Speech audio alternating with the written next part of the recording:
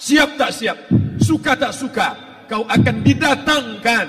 Apa yang akan ditanya oleh Allah? Perbuatanmu, amalmu. Bismillahirrahmanirrahim. Malam ini kita menyadarkan diri kita, terlebih lagi yang berceramah, jangan kau hanya sampai menyampaikan ayat saja. Hai Abdul Samad, apakah kau yang bicara itu hatimu sudah hidup? Senantiasa merasakan diri, aku orang paling hina, aku orang paling kotor, ditempelkan kening ke lantai di tempat yang diinjak tapak kaki, mengatakan bahwa aku bukan siapa-siapa. Umur diberikan Allah 40, 60, 70. Berapa yang kupakai untuk menolong agama Allah? Berapa yang kupakai untuk mengingat Allah? Mata, tangan, telinga, kaki akan diminta tanggung jawab di hadapan Allah. Dulu dibangga-banggakan, dihormati, dimuliakan.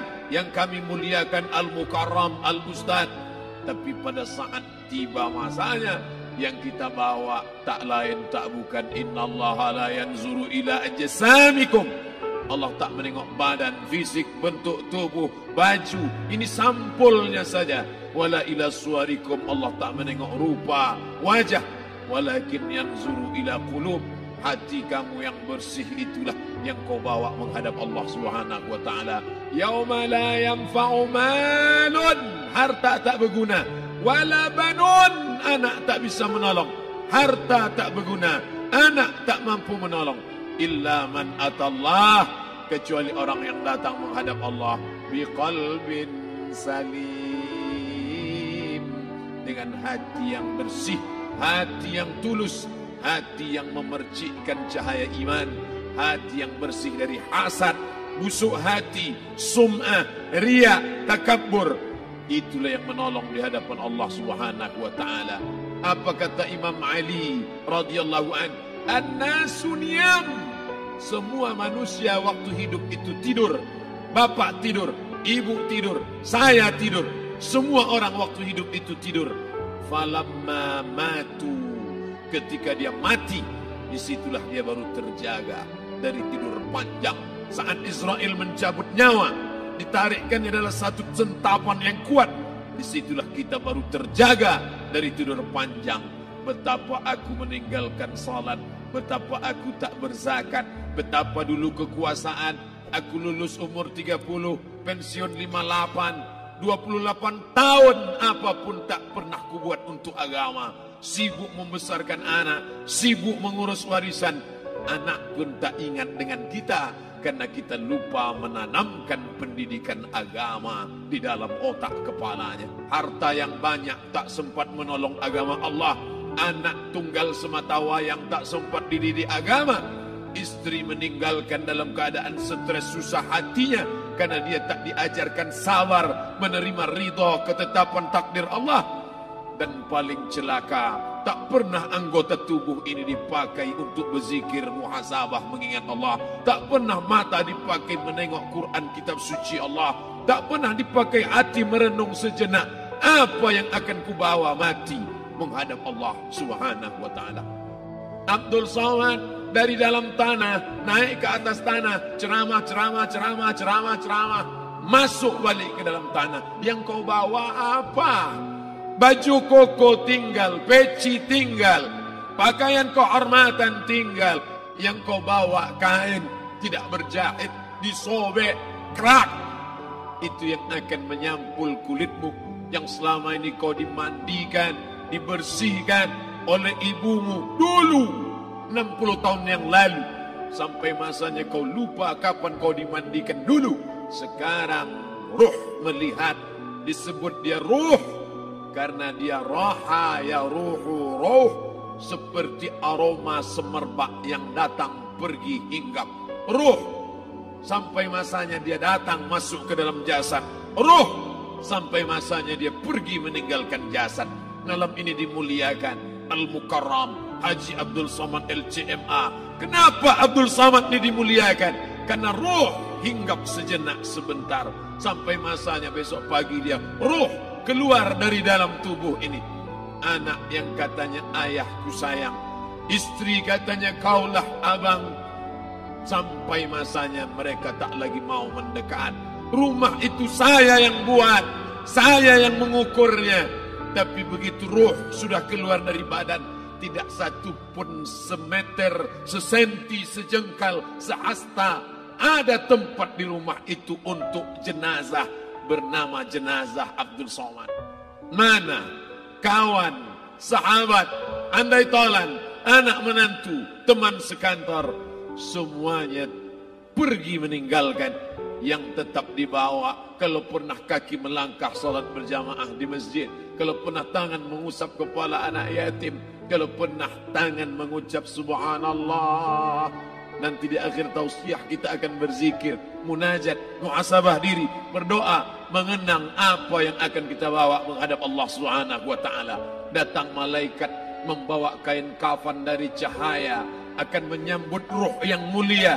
Hadis riwayat Ahmad bin Ambal dalam kitab Al-Musnad, turun malaikat berlomba-lomba membawa kain putih dari cahaya, menunggu ruh akan keluar.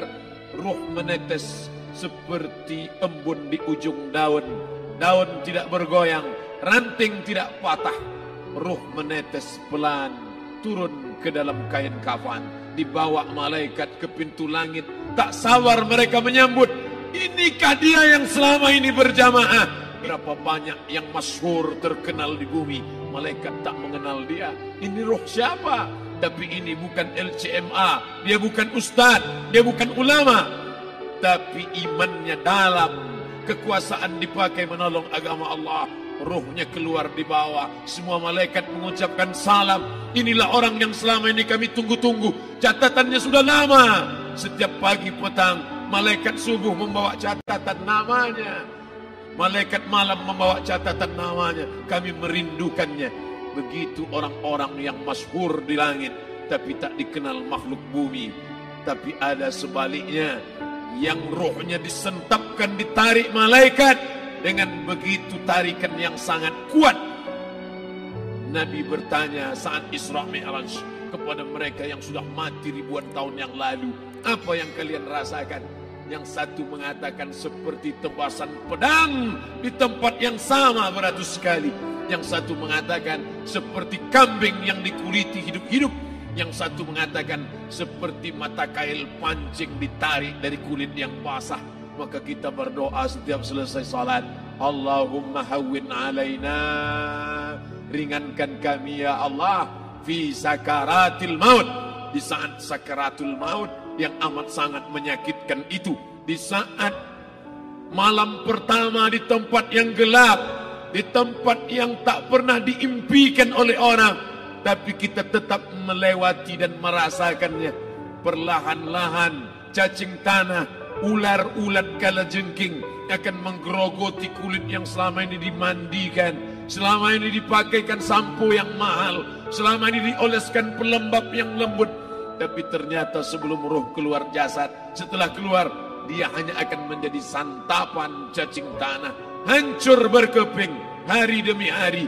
Yang pertama kali membusuk adalah mata, karena dia berisi cairan. Cairan ini mengering, busuk dan berlubang. Lalu kemudian usus sebulan di dalam tanah. Mulai dia menggelembung masuk angin dan dia meletus pecah. Cacing-cacing tanah mulai datang menggerogoti, memakan. Habis, siap tak siap, suka tak suka, kau akan didatangkan. Apa yang akan ditanya oleh Allah? Perbuatanmu, amalmu. Faman ya'mal mithqala dzarratin khairan yarah. Sebesar biji sawi, sebesar ujung rambut, kau aniaya orang, kau makan titik puluh keringatnya. U'tul ajira ajrahu, berikan upah pekerjamu. Gaji tukang panenmu, gaji tukang cuci setrikamu, kau makan, kau tahan 3 bulan. Dia tak menuntut, dia senyum, dia hanya mampu mengadu kepada Allah. Tapi titik peluhnya yang keringatnya, air matanya akan kau balas di hadapan Allah Subhanahu wa taala. Di saat itu tak ada siapa bisa menolong. Hari ini uangmu banyak, kau bayar pengacara handal 1 jam 100 juta, bebas tanpa syarat. Tapi di hadapan Allah semua akan bersaksi. Al-yawma nakhtimu ala, lidah yang selama ini pandai bicara dikunci, ditutup Allah Ta'ala yang akan bicara. Wa tukallimuna aydihim wa tashhadu arjuluhum, kaki akan bersaksi, tangan akan bicara. Bima kanu yaksibun, yang pernah dilakukan di masa yang lalu. Mata melihat seolah-olah nyata perbuatan itu pernah dilakukan dulu. Kita lupa, kita tak ingat. Tapi catatan malaikat terlalu terang benderang. Wa in kullun lamma jami'ul ladaina muhdharun. Catatan dibaca sampai-sampai orang itu tak percaya. Ma li hadzal kitab, kenapa buku catatan saya ini la yughadiru saghiratan, yang kecil-kecil, wala kabiratan, yang besar-besar, ahsaha, semua tercatat dalam buku catatan yang nyata. Dalam surat Al-Isra apa kata Allah? Iqra. Hari ini kalau dikatakan Iqra, baca Quran, Iqra, baca Yasin. Malam Jumat Iqra, baca surat Al-Kahfi. Tapi sampai hari itu Yasin tak bermakna, Al-Kahfi tak lagi disuruh baca, karena hidup sudah berakhir. Iqra, baca. Apa yang kau baca? Kafa binafsikal yawma alaika hasiba. Baca buku catatan amal. Sampulnya dosa, isinya dosa. Catatan kakinya dosa, sampul penutupnya dosa, bibliografinya dosa. Sampai ia pun tidak percaya, kenapa aku hidup hanya dosa saja. Saat itu dia mendengar teriakan azab, saat itu dia menyaksikan pekikan teriakan sakitnya siksa. Rabbana, ya Tuhan kami, farji'na, balikkan lagi kami ke dunia. Rabbana, ya Tuhan kami, absarna, mata kami sudah melihat azab. Wasami'na, telinga kami sudah mendengar sakitnya, pekikan, teriakan, jeritan. Farji'na, balikkan lagi kami ke dunia. Na'mal salihan, kami ingin amal saleh. Kami ingin bantu masjid, kami ingin sekolahkan anak yatim, kami ingin muliakan fakir miskin, kami ingin bantu panti jompo. Farji'na, balikkan lagi kami dunia. Kami ingin salat tahajud, kami ingin tahiyatul masjid, kami ingin puasa sunnah. Saat itu penyesalan tak lagi berguna. Na'mal salihan, kami ingin amal saleh. Andai kau beri kami tenggat waktu ya Allah, laula akhartani, kalau kau beri aku waktu, ila ajalin qarib, aku tak minta hidup 1000 tahun. Ila ajalin qarib, sebentar saja kau hidupkan aku ya Allah. Di situ orang baru tahu apa yang pernah dilakukan dulu, yang di masa lalu. Tak ada cara lain kecuali malam ini kita bertaubat, taubat nasuha, mandi, solat sunat taubat.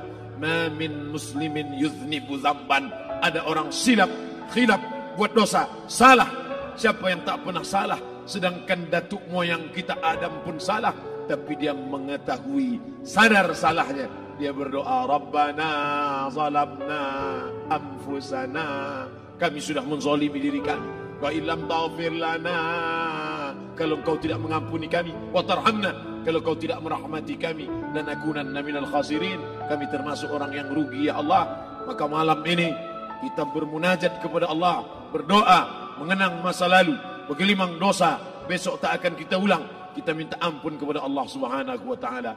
Astaghfirullahalazim, astaghfirullahalazim, astaghfirullahalazim.